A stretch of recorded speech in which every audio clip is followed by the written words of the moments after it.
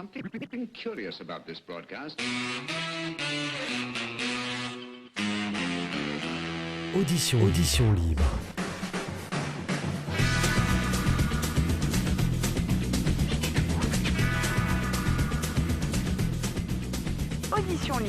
Audition libre, l'émission des arts de la scène avec le magazine Le Brigadier. Mathieu Arnal.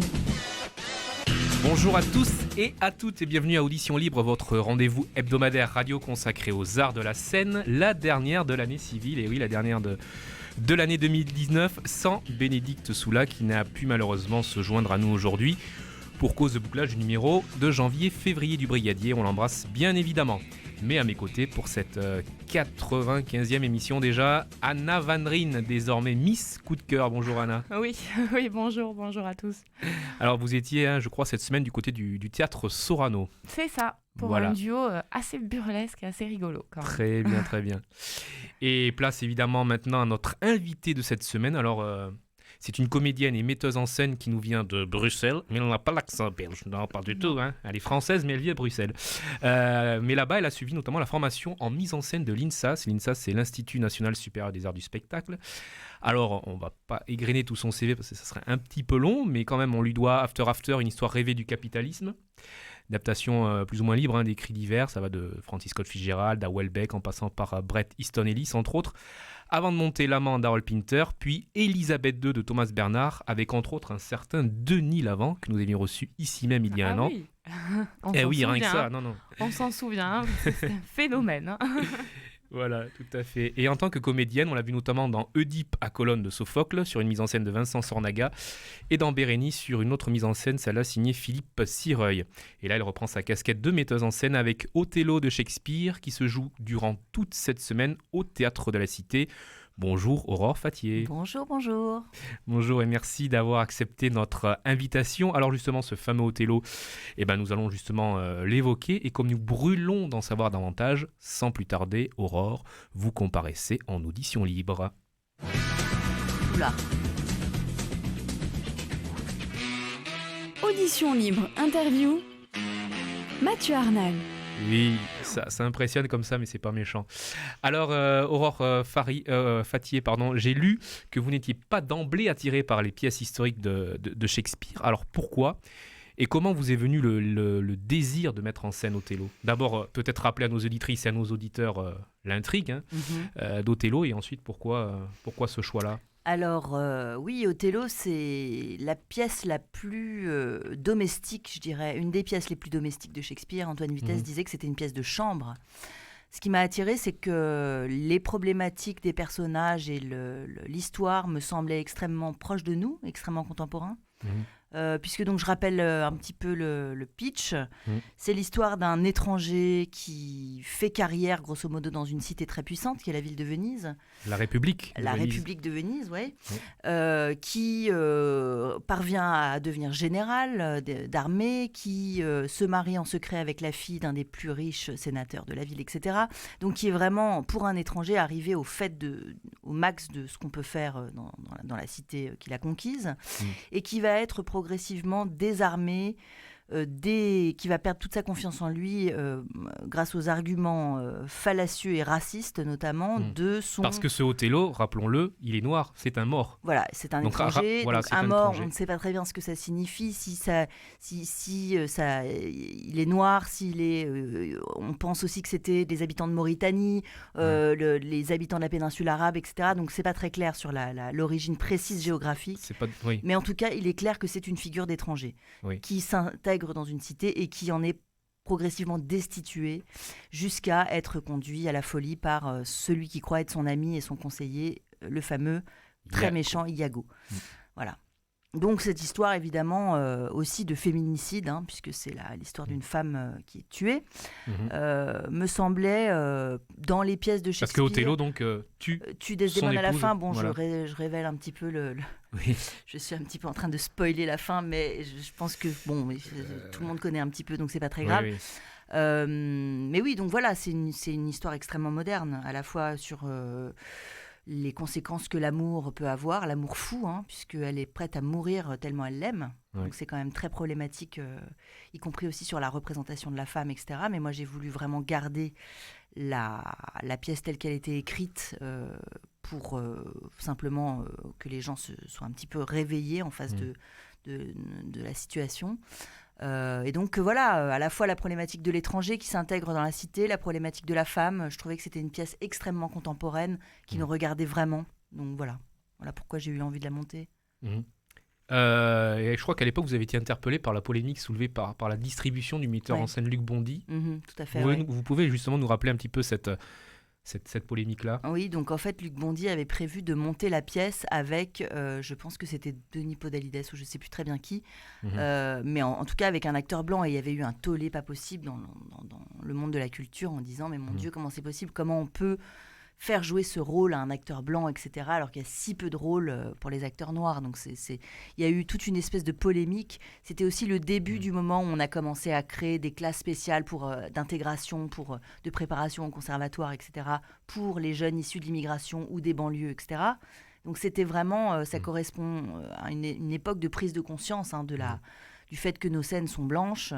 Donc il y a énormément de catégories de population qui sont sous-représentées, notamment dans les genres aussi, je veux dire la sexualité, etc. Donc c'était un moment qui correspondait à cette prise de conscience. Et donc oui, ça m'a intriguée. Je me suis dit qu'en tout cas c'était impossible de monter cette pièce sans se poser la question de ce que ça signifiait pour un acteur noir de la jouer. Et en effet, ça a été une question qui m'a accompagnée pendant toute la création en fait. Combien de temps durait justement la création, enfin en tout cas du début de la gestation du projet jusqu'à son rendu final? Je pense que là maintenant ça fait 3 ans et demi qu'on a commencé la production et voilà, là on termine une 2e année de tournée, donc c'est vraiment un très gros morceau de vie quoi. C'est un très gros morceau, ouais. Alors vous l'avez toujours plus ou moins déjà dit sur Othello, pourquoi vous l'avez mise en scène, puisque effectivement c'est avant tout au cœur de la pièce cette question de l'altérité, qui est l'autre, comment l'amour se transforme-t-il en haine, évidemment, puisque ça va jusqu'au meurtre de son épouse. Alors il existe de nombreuses traductions de cette pièce, évidemment, mais vous avez souhaité en faire une nouvelle. Vous êtes même allé plus loin puisque vous en avez fait une adaptation. Donc, et une traduction. Et une traduction et une adaptation. Et quelle donc a été la démarche? Alors, votre démarche? Il faut savoir que la pièce, quand on la lit d'emblée, elle est quand même très archaïque. Donc elle est extrêmement longue. Je pense que si on la monte intégralement, elle doit durer 6 heures, 6 heures et demie, quelque chose comme ça. Ah oui, donc il y a de sacrées coupes parce que la pièce, en tout cas, qui est présentée au Théâtre de la Cité cette semaine, elle dure 3h30. C'est ça. Une première partie de 2 heures, un entracte de 20 minutes et une deuxième partie d'1 heure. C'est ça. Oui, non, ça aurait été impossible de monter la pièce telle qu'elle, ou alors il fallait faire quelque chose de muséal, et c'était vraiment pas mon but. Mon but, c'était que les gens se reconnaissent immédiatement et totalement dans ce qui était vécu sur scène. Donc ça passait par retraduire avec, en étant le plus proche de la source, mais en étant plus proche d'aujourd'hui aussi. Peut-être nous attarder avant votre propre travail. Et évidemment de nombreuses traductions. On pense à François-Victor Hugo, à Yves Bonnefoy ou encore à Jean-Michel Desprats. Donc j'imagine que là aussi vous êtes servi de ces premières traductions-là. Et ça, ensuite, Mais c'est en fait après avoir comparé toutes ces traductions qu'on s'est dit qu'on avait envie de la faire nous-mêmes. Et en plus, comme on a quand même remanié le texte en coupant des choses, en déplaçant des choses, en intégrant des textes aussi exogènes, on s'est dit que c'était plus simple de carrément refaire tout le travail de traduction. Et dans ce travail, il y a l'apport de William Nadilam. Ouais. Donc il joue, c'est lui qui joue. Alors c'était lui qui jouait dans la création, et maintenant c'est Cyril Gay qui joue le rôle. On a fait tout un travail avec William un peu d'archéologie du texte. Donc William, on a pu le voir dans Hamlet de Peter Brook, etc. C'est un acteur qui est assez habitué à Shakespeare, qui connaît bien. Donc c'était très intéressant de travailler avec lui sur la dimension du texte, quoi, et de la poétique shakespearienne. Il était vraiment, il connaissait beaucoup de choses, donc c'était super intéressant. Voilà, et c'est lui qui a créé le rôle en fait à la création. D'accord. Et au-delà de son apport à la traduction et de son expérience, comment a-t-il influencé votre vision de cette pièce? C'est-à-dire que quand vous discutez avec un acteur noir aujourd'hui de ce rôle, son premier réflexe, c'est de dire « Ah non, moi je joue pas ce rôle, on me l'a proposé 15 fois, c'est le seul rôle qu'on propose aux acteurs noirs », ou bien même carrément, c'est une pièce raciste. En Angleterre, il y a une sorte d'école qui prétend que la pièce est une sorte de démonstration raciste dans la mesure où Othello serait rendu à sa sauvagerie originelle. Ouais. Par Iago. Donc, en tout cas, il y a eu de nombreuses lectures et de nombreuses mises en scène qui ont été dans ce sens-là dans l'histoire du théâtre. Donc, je peux comprendre que ce soit une crainte que les acteurs aient aujourd'hui de ne pas se retrouver dans une abomination raciste, quoi. Donc, il y a d'abord une défiance des acteurs. Puis, évidemment, c'est un rôle magnifique et extrêmement puissant, très fort et très beau, etc. Donc, ils finissent par se résoudre, mais je veux dire, c'est quand même très problématique. Un acteur ne se jette pas d'emblée dans ce rôle, un acteur noir, a priori, sans réfléchir, quoi. Là, il y a une grosse discussion dramaturgique sur la mise en scène, sur l'histoire qu'on raconte, etc., qui est nécessaire pour que l'acteur puisse vraiment s'investir dans le spectacle. D'accord. J'imaginais pas ce... Ah oui, vraiment. D'accord. Et justement, donc, on était à William Nadilam, donc celui qui a créé le rôle d'Othello, pas celui. C'est Cédric Gay, vous m'avez dit, c'est ça qui joue Othello. Cyril Gay. Cyril Gay, ouais, voilà. C'est ça. Donc voilà, effectivement, on l'a dit, toutes ces problématiques sur l'intime, sur la sensibilité de l'acteur avec l'histoire d'Othello, c'est quand même un débat. Alors, ça ne concerne pas qu'Othello, mais plus transversal. Je pense notamment à l'affaire du blackface. Je ne sais pas si vous en avez entendu parler, à la Sorbonne. Bien sûr. Sur la pièce d'Eschyle. Votre avis sur ça, sur ces polémiques comme ça, c'est un débat assez compliqué. Monter en épingle, non ? Oui, il y a d'un côté la question des communautés qui veulent être représentées et qui veulent pouvoir parler en leur propre nom, ce qui est tout à fait légitime. Mais de l'autre, il y a l'absolue liberté et ce qui doit être une absence de censure de l'art. Donc là, moi, je suis assez mal à l'aise quand il y a des problématiques de censure.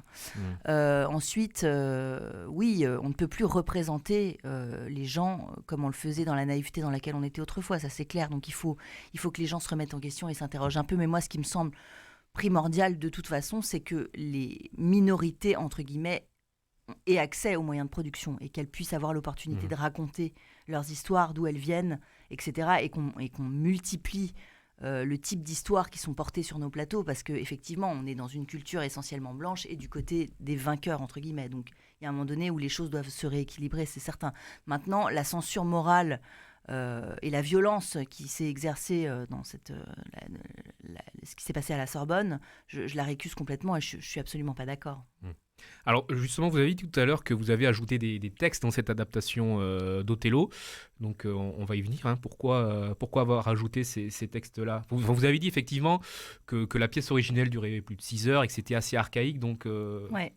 Il y avait pour moi il y avait d'un côté la volonté de vraiment aller à fond dans l'intrigue et à fond dans la composition des personnages pour que le spectateur puisse avoir un pur rapport de plaisir à l'histoire. De la même façon qu'on a un grand plaisir en face d'une série, parce que dans Shakespeare, il y a vraiment ça, il y a un côté complètement... de films noirs, d'intrigues qu'on a envie de suivre, etc. C'est vraiment hyper... C'est très Netflixien. C'est très Netflixien, ouais. C'est vraiment... Ça joue vraiment sur un plaisir primaire de spectateur. Ouais. Il y a ça d'un côté, et de l'autre, il y a quand même la question assez problématique de ce qu'on vient voir et de pour qui on joue. Parce que si vous résumez la pièce à dire c'est l'histoire d'un noir qui finit par tuer une femme blanche, et c'est un parterre de blancs qui vient voir cette histoire pour la énième fois, puisque malheureusement, dans nos théâtres, on essaye de plus en plus d'ouvrir aux différents types de populations, etc. Mais on se retrouve quand même la plupart du temps majoritairement devant un public de bourgeois blancs. Malheureusement, c'est le cas. Bon, j'avais envie qu'on soit quand même en question en tant que spectateur sur ce qu'on vient voir. Et donc, de reprendre un petit peu dans l'histoire du théâtre toutes les toutes les étapes dans lesquelles la pièce a été jouée, et d'imaginer cette pièce jouée, par exemple, aux États-Unis, sur fond de Ku Klux Klan, comme le fait Pierre-André de Mandiargue dans le texte qui est dit dans la deuxième partie par le cousin de Desdemone à la table. Je ne sais pas si vous vous souvenez. Si, oui. Donc là, c'est vraiment, on est au début de la deuxième partie. Voilà, on est au début de la deuxième partie, et il raconte une anecdote d'un chanteur, d'un ténor qui joue Othello sur fond de Ku Klux Klan aux États-Unis. Donc là, on est vraiment dans une problématique au 19e siècle. De distanciation de ce que le théâtre peut représenter par rapport à l'histoire. C'est-à-dire, imaginez cette pièce qui se joue aux différents stades de l'histoire, aux différents stades de l'esclavage, etc. Et aujourd'hui, on n'en est plus du tout à. Et pourquoi justement avoir mis de ce texte, donc dit par André-Pierre de Mandiargue, c'est ça, au début de cette seconde partie? Parce que j'avais envie que le spectateur se remette un peu en question par rapport à ce qu'il était en train de voir, à ce qu'il allait voir précisément, puisque c'est donc la fin, c'est le meurtre. Donc c'est presque un tableau. C'est un tableau qui est attendu par le spectateur. Le spectateur sait qu'il vient voir ça. Donc j'avais envie à la fois de le maintenir dans le premier degré de cette violence et en même temps dans la réflexion. D'accord. Alors à présent, venons-en à la scénographie. Donc elle s'articule autour de 3 espaces. Un espace avec des arches, un conteneur et une loge. Alors comment vous est venue l'idée de ces 3 espaces et quels sont les grands principes pour les auditrices et auditeurs qui n'ont pas encore vu votre adaptation? Shakespeare, c'est terrible parce que soit vous le faites avec rien et vous considérez que c'est les acteurs qui inventent l'histoire, qui l'amènent, soit vous prenez en compte le fait qu'il y a énormément de lieux différents et vous avez, comme moi, envie de faire un théâtre un peu atmosphérique, c'est-à-dire dans lequel le spectateur peut rêver à des paysages, des choses comme ça. Et donc là, vous vous retrouvez en face d'un problème majeur qui est comment faire coexister autant de lieux à la fois. Entre la rue, le palais, le port, la plage de Venise, Chypre, une plage, une rue, un palais, une caserne, enfin bon. Donc la vidéo et la scénographie nous ont aidés à morceler ce type d'espace en divisant ce qui était vu, ce qui était caché, et en proposant du coup la cohabitation de plusieurs espaces. Le travail avec la vidéo essentiellement est venu de là aussi, et évidemment donner une dimension cinématographique très intime au jeu, pour que les spectateurs puissent être au plus proche des acteurs dans certains moments qui sont vraiment des scènes de coulisses, des scènes très intimes. J'avais envie qu'on puisse avoir cette proximité. Il y a également un petit mot sur la création sonore, là aussi. Oui, donc là c'est un compositeur de musique de film qui a créé... Manuel Roland, c'est ça? Oui, c'est ça, Manuel Roland, qui est un musicien, un compositeur belge qui compose essentiellement des musiques de film. Et donc là, il a composé essentiellement, lui et avec un jazz band, pour la pièce, donc en fonction vraiment des mouvements, etc. On a travaillé sur les atmosphères, les intentions, etc. Et ensuite, on a composé tous les deux une sorte de bande-son, comme on aurait fait pour un film, en fait. Plutôt dans le domaine du free jazz. Oui, c'est ça, un peu jazz allemand. Je ne sais pas si vous connaissez un groupe qui s'appelle Boren and der Club of Gore, ce genre de choses, qui sont vraiment... Anna est plus calée que moi en free jazz. Et Pierre Estournel. Mais une espèce de blues de nuit, voilà, un peu lynchéen, on va dire. D'accord. Voilà. Très bien.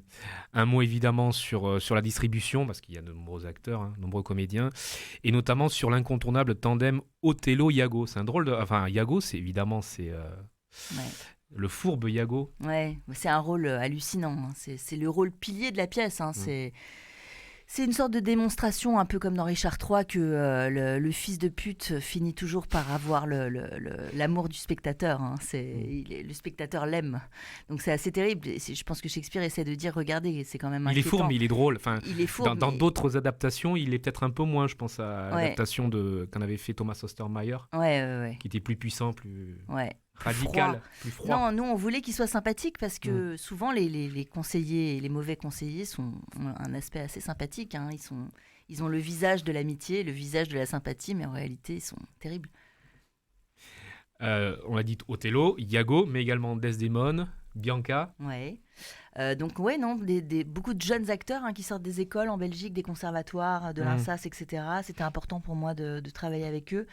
Et puis, c'était important. Vous travaillez avec ce terreau-là, puisque vous-même, vous avez fait cette école. Oui, c'est ça. Et quelle est la patte, on peut dire, de l'INSAS, ou en tout cas en Belgique? Qu'est-ce qu'il y a de différencié entre la formation belge et la formation française de ces comédiens, de ces jeunes comédiens qui sortent de ces écoles-là, en tout cas, ces conservatoires? Je pense qu'il y a une forme de prise de conscience assez claire en Belgique que l'acteur n'est pas qu'un exécutant et qu'il est avant tout un créateur. Et donc, de plus en plus d'écoles en Belgique poussent l'acteur à être autonome, à prendre son indépendance, à apprendre à raconter ses propres histoires, monter ses propres projets, etc. Donc, on a affaire à des gens qui sont plutôt considérés comme des créateurs que des exécutants.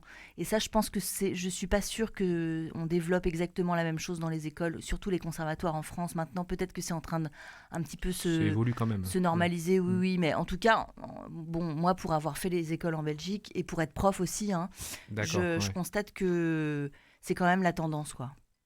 Très bien, chère Aurore Fattier. Donc, on rappelle qu'Othello se joue jusqu'à ce samedi au Théâtre de la Cité. Alors attention aux horaires. Ce soir, jeudi, c'est à 19h30, tandis que vendredi et samedi, c'est à 20h30. C'est ça. Merci à vous. On poursuit cette audition libre avec vous, Anna, et votre coup de cœur de cette semaine, consacré à un duo burlesque que vous avez vu au Théâtre Sorano. C'est ça, oui Mathieu, tout à fait. Je suis partie hier soir donc au Sorano pour la première de Cocorico.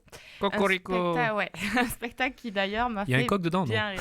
Ben non. Alors quelquefois oui, des imitations un peu, mais sinon non, pas de coq, pas de ferme, juste un duo. En même temps, donc voilà, j'ai vraiment ri jusqu'au bout. Et voilà, en même temps, quand on voit un duo pareil, c'est vraiment difficile de se retenir. On a donc Philippe Léniac qui est au piano et à d'autres instruments aussi assez particuliers. On a Patrice Thibault à la comédie, donc, et tout le long de la pièce, alors ils vont se chercher, s'agacer, se titiller, comme deux chiens et chats, et ils manient donc à la perfection le mélange mime et musique, en fait, à la Charlie Chaplin, et vous allez voir, ça en a fait rire plus d'un. Extrait.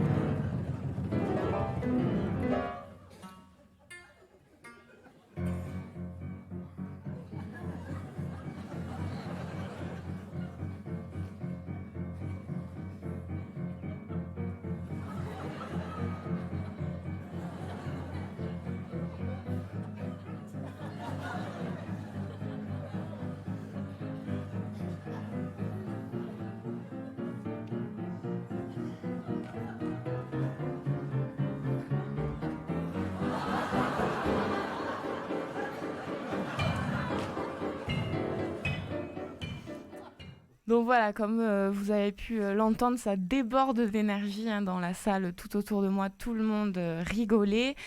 Surtout que quand on voit la scène vraiment qui est passée, on voit Philippe Léniac qui là est en train de jouer avec tous les membres de son corps. Absolument tous. Et on a bien sûr Patrice Thibault à côté qui est en train de gesticuler dans tous les sens pour se moquer de lui.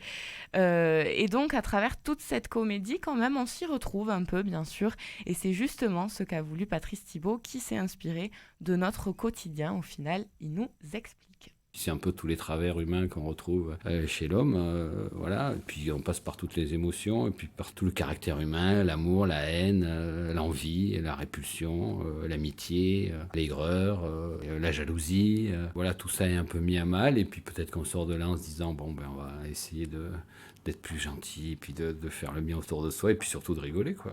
Et surtout en famille, parce que c'est un spectacle qui est vraiment dédié à toute la famille, et partager des émotions en famille, et rire en même temps, je trouve que c'est important.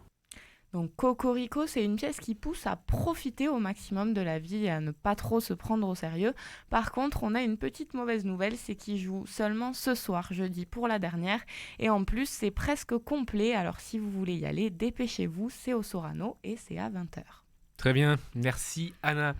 On termine l'émission avec l'incontournable agenda.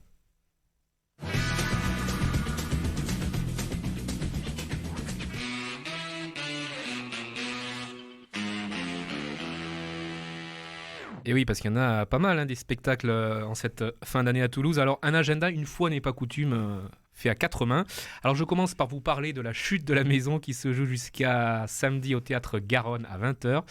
Alors c'est avec une dizaine de jeunes acteurs talent Adami que le binôme Jeanne Candel, Samuel Achache avait créé cette pièce en 2017 d'après les motifs de la chute de la maison Usher, la célèbre nouvelle fantastique d'Edgar Poe, ainsi que des leaders de Schubert et Schumann. Bref, un cocktail assez subtil et déjanté à mi-chemin entre théâtre et opéra. Candel et Achache donc ont transposé l'intrigue dans un hôpital. Nous sommes au début du XXe siècle et une femme déclarée morte des suites de ses blessures causées par une chute de cheval se réveille à la morgue 3 jours plus tard.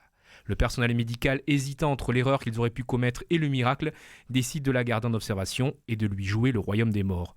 Dans cette maison hôpital où les morts s'enchaînent et parfois ressuscitent, la folie rôde, chacun tentant de faire face à l'existence irrationnelle de cette femme. Et si le destin commun s'achemine vers une inéluctable catastrophe, l'angoisse se chasse avec volupté. Alors moi je suis plutôt danse aujourd'hui, donc je vous ai amené comme théâtre, souvent, hein. voilà, au théâtre du Capitole pour un ballet pour changer. Très connu, oui bien sûr. C'est Casse-Noisette, donc ce grand chef-d'œuvre de Tchaïkovski que tout le monde connaît, qui revient sur scène pour les fêtes, mais celui-là sera assez différent de l'original, car bien sûr Kader Bellarbi en a fait sa propre version. Ah Kader. Alors celui-là. Par le biais des costumes et des décors, le conte se transforme en un spectacle féerique qui donne vraiment chaud au cœur quand on y est devant et on a même presque l'impression d'être dans un rêve. Donc si vous avez gardé votre âme d'enfant ou pas d'ailleurs, Casse-Noisette, c'est à partir de demain, vendredi, et jusqu'au 29 décembre au Théâtre du Capitole à 20h. Du Capitole, on passe au Théâtre du Pavé maintenant avec une nouvelle reprise, un classique d'au théâtre ce soir. Donc c'est un petit peu pour les nostalgiques, rappelez-vous, au théâtre ce soir. Alors c'est à partir de demain soir vendredi et ce jusqu'au 31 décembre à 20h30, Corinne Mariotto reprend Folle Amanda, cette célèbre pièce de Barry et Grady, immortalisée par la grande Jacqueline Maillan. Alors Amanda, c'est cette ancienne vedette de musical qui a toujours vécu au jour le jour, mais cette période de relative sérénité semble révolue et elle affronte évidemment de sérieux problèmes financiers et afin de sortir de ce mauvais pas, elle envisage de publier de croustillants souvenirs. Mais son ancien mari, Philippe Morange, devenu ministre entre-temps, ne l'entend pas de cette oreille. Il ressurgit aussitôt dans sa vie et s'oppose vigoureusement à ce projet. Mais en dépit de leur séparation, une certaine complicité unit toujours ces deux êtres très différents. Évidemment, donc, c'est ce grand classique qu'on vous invite à redécouvrir avec Corinne Mariotto, qui est un peu Jacqueline Maillan Junior. Donc c'est pendant toutes ces fêtes au Théâtre du Pavé. Allez, une dernière pour la route, Anna, du côté, je crois, du Grenier Théâtre. Ouais, c'est ça. Donc, direction le Grenier Théâtre avec l'Hôtel du Libre-Échange, présenté depuis hier. Une production qui est complètement déjantée en collaboration avec la compagnie Cœur et Jardin, inspirée du texte de Georges Feydeau, bien sûr, et mise en scène par Francis Azema, qu'on connaît bien aussi. Alors, en quelques mots, sur scène, nous avons deux couples. On a les Pinglés qui sont mariés depuis 20 ans et on a les Paillardins, eux, qui sont mariés depuis seulement 5 ans. Dans un cas, monsieur délaisse madame, dans l'autre, c'est l'inverse, jusqu'à qu'ils se retrouvent tous dans le même hôtel, et là, ça part totalement en vrille. Quiproquo, mesquinerie, grosse dose de rire sont donc les maîtres mots de cette représentation, à retrouver encore ce soir jeudi et jusqu'au Nouvel An au Grenier Théâtre à 20h30. Parfait. Ben moi, toute l'équipe évidemment vous souhaite d'agréables fêtes de fin d'année. Et on se retrouve avec toute l'équipe et avec Bénédicte à la rentrée le jeudi 9 janvier. En 2020. Voilà, merci à tous et à toutes. Bye bye.